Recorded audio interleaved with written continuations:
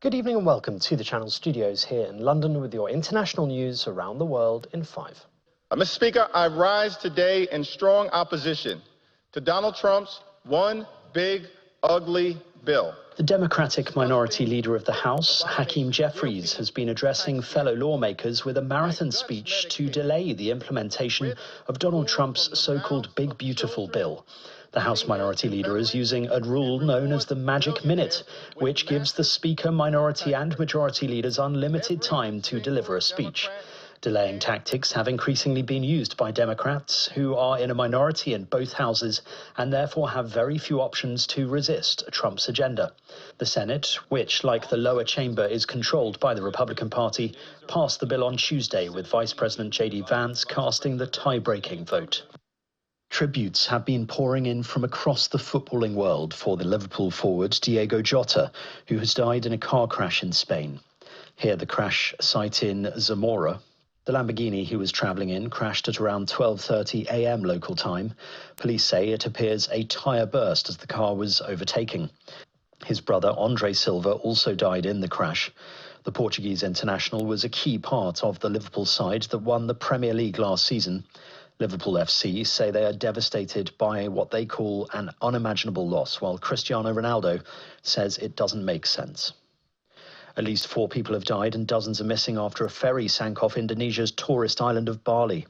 The boat was carrying 53 passengers and 12 crew members when it sank while on its way to Bali from Banyuwangi on the eastern coast of Java Island. 31 survivors have been rescued as the search continues.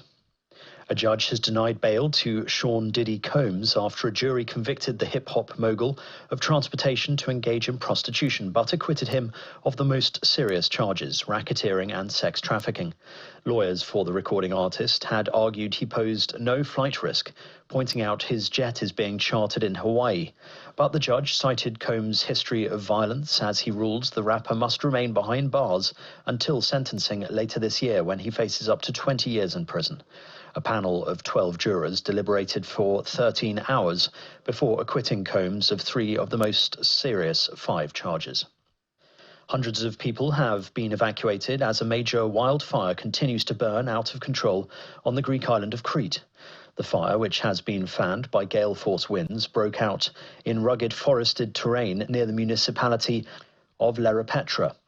The flames have spread rapidly, threatening homes, tourist accommodation and critical infrastructure, including a fuel station. The fire front now extends over at least 6 kilometers, according to emergency services, making containment increasingly difficult.